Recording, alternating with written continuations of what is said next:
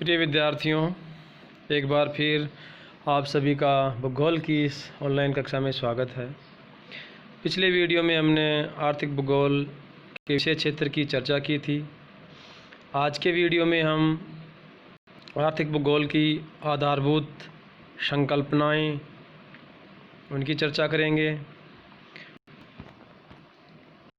आर्थिक भूगोल की आधारभूत संकल्पनाएं, fundamental concepts of economic geography. प्रत्येक विषय की कुछ मौलिक संकल्पनाएं होती हैं जो उस विषय का स्वरूप व्यक्त करती हैं, अर्थात संकल्पनाएं विषय सामग्री को सरल ढंग से प्रस्तुत करती हैं और इन्हीं के आधार पर किसी विषय की समस्याओं और उद्देश्यों को समझा जा सकता है। संकल्पनाएं किसी विषय की प्रगति का निर्धारण करती हैं जिससे उस विषय की रूपरेखा तय होती है। तो आर्थिक भूगोल की जो कुछ आधारभूत संकल्पनाएं हैं उनकी आज हम चर्चा करेंगे, जो निम्नलिखित हैं। पहली है आर्थिक भूदर्शों की संकल्पना, अर्थात यह आर्थिक भूगोल की सर्वप्रधान आधारभूत संकल्पना है। आर्थिक भूदर्श्य की संकल्पना का उद्भव जर्मन शब्द लैंडशाफ्ट से हुआ है और लैंडशाफ्ट का अर्थ होता है सादृश्य प्रदेश, अर्थात एक जैसे प्रदेश। आर्थिक भूदर्श्य किसी क्षेत्र के अर्थतंत्र के विविध पक्षों जैसे कि कृषि, व्यापार, उद्योग आदि का सम्मिलित स्वरूप होता है, अर्थात किसी प्रदेश विशेष में कौन सी आर्थिक क्रियाएं अधिक पाई जाती हैं उन सभी को सम्मिलित रूप से आर्थिक भूदर्श्य कहेंगे। यह किसी प्रदेश के आर्थिक कार्यकलाप के भौतिक स्वरूप को भी प्रदर्शित करता है। किसी प्रदेश के आर्थिक भूदर्श्य में विभिन्न अर्थतंत्र मिलते हैं जिनमें प्रत्येक में किसी विशेष आर्थिक क्रियाकलाप की प्रधानता होती है। अर्थतंत्र से तात्पर्य है आर्थिक क्रियाएं जैसे कृषि, व्यापार, औद्योगिक क्रियाएं। तो किसी प्रदेश में उद्योग एवं व्यापार की प्रधानता मिलती है, कहीं कृषि क्रियाओं की प्रधानता मिलती है। तो इन सभी में भिन्नता पाई जाती है। तो इस संकल्पना में जो आर्थिक भूदर्श्य हैं उनसे संबंधित अध्ययन होता है। दूसरी जो संकल्पना है वह है आर्थिक भूदर्श्य स्थायी नहीं अपितु गतिशील हैं। आर्थिक भूदर्श्य सदैव एक जैसे नहीं रहते।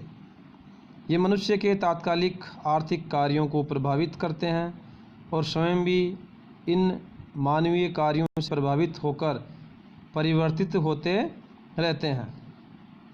वर्तमान के जो आर्थिक भूदर्श्य हैं वो सामान्यतः मनुष्य के भूतकालीन आर्थिक कार्यों को दर्शाते हैं, अर्थात आज जो हमें आर्थिक भूदर्श्य अर्थात जो कृषि क्रिया में जो विशेषता दिखती है या जो औद्योगिक क्षेत्रों में हमें जो विशेषताएं देखने को मिलती हैं वो आज की नहीं बल्कि भूतकालीन आर्थिक प्रयासों से निर्मित स्वरूप है। तो आर्थिक भूदर्श्य स्थायी नहीं होकर गतिशील हैं। आज जो आर्थिक भूदर्श्य हैं इनमें भी निकट भविष्य में परिवर्तन होगा और एक नए तरह के आर्थिक भूदर्श्य का निर्माण होगा। अगली संकल्पना है आर्थिक क्रियाओं की अवस्थिति की संकल्पना, अर्थात प्रत्येक आर्थिक क्रियाएं किसी न किसी स्थान पर या क्षेत्र पर अवस्थित होती हैं। उनकी स्थिति के द्वारा आर्थिक क्रियाओं के विस्तार का ज्ञान होता है कि कौन सी आर्थिक क्रिया कौन से क्षेत्र में हो रही है। इसे आर्थिक क्रियाओं की अवस्थिति से संबंधित कारणों का भी बोध होता है। उदाहरण के लिए यदि भारत में लोहा इस्पात कारखानों की अवस्थिति का विवेचन करना है तो मात्र यह बताना पर्याप्त नहीं होगा कि कारखाने किन स्थानों पर निर्मित हैं।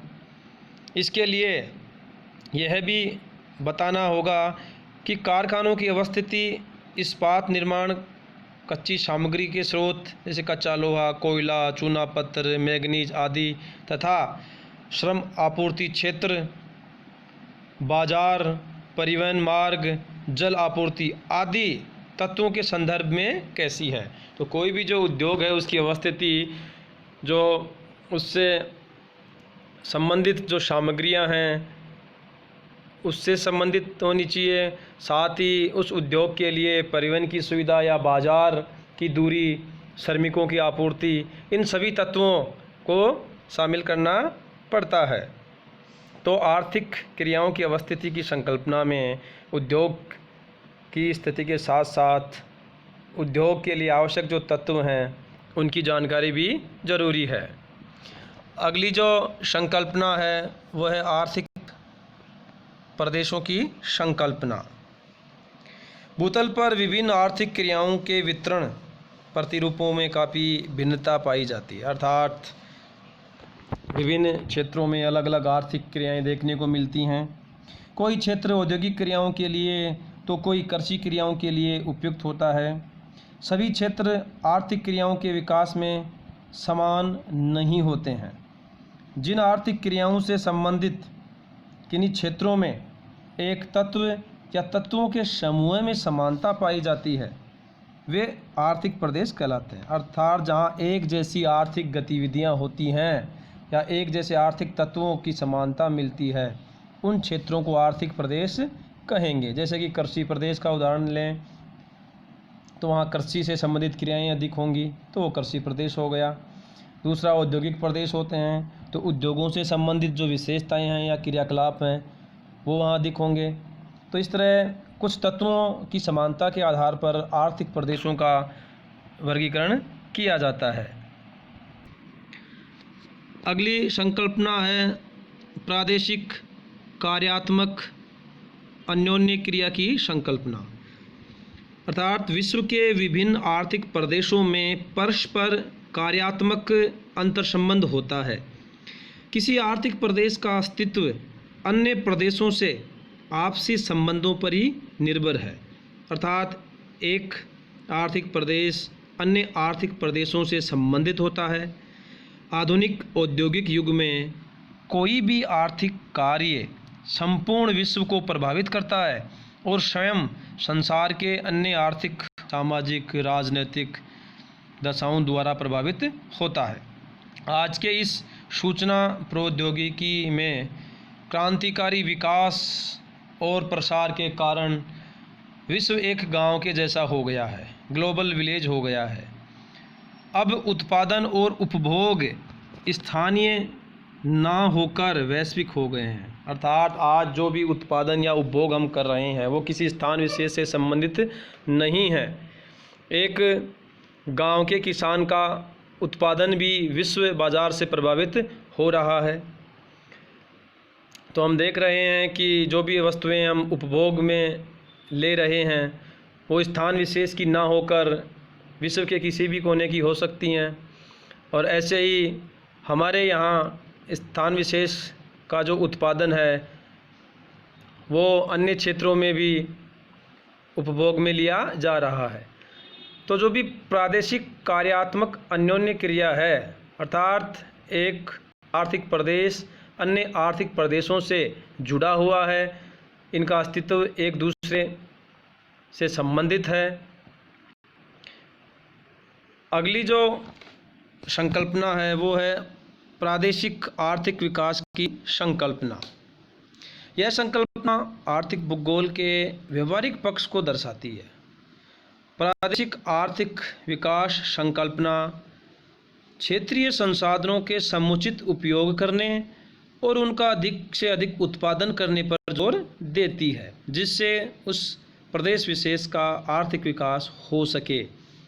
आर्थिक भूगोल का मूल उद्देश्य विभिन्न क्षेत्रों में अर्थतंत्र के संगठन और आर्थिक विकास के स्तर में भिन्नता की व्याख्या करना है, अर्थात जो भी आर्थिक क्रियाएं हैं उनमें जो भिन्नता पाई जाती है और उस भिन्नता के कारण उस प्रदेश विशेष या क्षेत्र विशेष का जो आर्थिक विकास होता है इसको स्पष्ट करना ही आर्थिक भूगोल का मूल उद्देश्य है। साथ ही आर्थिक विकास नियोजन का अध्ययन भी इस विषय में किया जाता है कि किस तरह से प्रदेश विशेष का आर्थिक विकास हो सके। उसके लिए कई तरह की योजनाएं बनाई जाती हैं, उन योजनाओं को लागू किया जाता है। तो एक तरह से यह संकल्पना जो प्रादेशिक आर्थिक विकास है उस पर बल देती है, जिससे वहाँ स्थान विशेष के संसाधनों का हम विवेकपूर्ण व समुचित उपयोग कर सकें।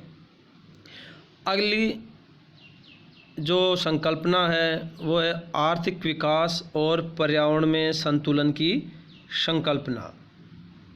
इस संकल्पना में आर्थिक विकास के कारण उत्पन्न पर्यावरणीय समस्याओं और सामाजिक आर्थिक विषमता पर बल दिया गया है। अर्थात अत्यधिक आर्थिक विकास के कारण या अंधाधुंध आर्थिक विकास के कारण कुछ पर्यावरणीय समस्याएं उत्पन्न हो गई हैं। साथ ही सामाजिक और आर्थिक विषमता भी बढ़ती जा रही है। कुछ क्षेत्र अधिक विकसित हो गए हैं और कुछ क्षेत्र काफ़ी पिछड़ गए हैं। पहले आर्थिक विकास को ही मानव विकास का पर्याय माना गया कि आर्थिक विकास होगा तो मानव का भी विकास हो जाएगा। लेकिन शीघ्र ही यह स्पष्ट हो गया कि विकास का उद्देश्य वस्तुओं की मात्रा में वृद्धि से नहीं बल्कि मनुष्य का आर्थिक विकास तभी माना जाएगा जब सामाजिक व राजनीतिक विकास भी हो। उसे ही हम मानव विकास कहेंगे। अत्यधिक उपभोक्तावादी होने के कारण कई पर्यावरणीय समस्याएं भी उत्पन्न हो गई हैं, जिनका समाधान केवल संपोषणीय विकास के द्वारा ही हो सकता है। तो इस तरह इस संकल्पना में आर्थिक विकास के साथ साथ पर्यावरण में संतुलन बना रहे, साथ ही मानव का विकास भी हो। मानव को आर्थिक वृद्धि के साथ साथ सामाजिक राजनीतिक लाभ भी प्राप्त हो, उसे शिक्षा, चिकित्सा या अन्य जो मूलभूत सुविधाएं हैं वो आसानी से उपलब्ध हो, तभी सही तरीके से वो मानव विकास माना जाएगा। अगली जो संकल्पना है वो है आर्थिक विकास की अवस्था की संकल्पना। मतलब किसी भी भूदृश्य में गतिशील परिवर्तन है वो क्रमबद्ध रूप से होते हैं।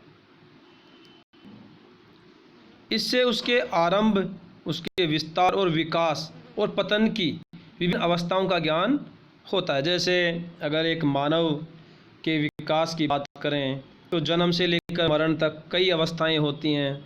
शिशु अवस्था, बाल अवस्था, युवा अवस्था, प्रौढ़ और वृद्ध। ऐसे ही ये जो आर्थिक विकास से संबंधित अवस्थाएं हैं इनका भी एक क्रमबद्ध चरण होता है।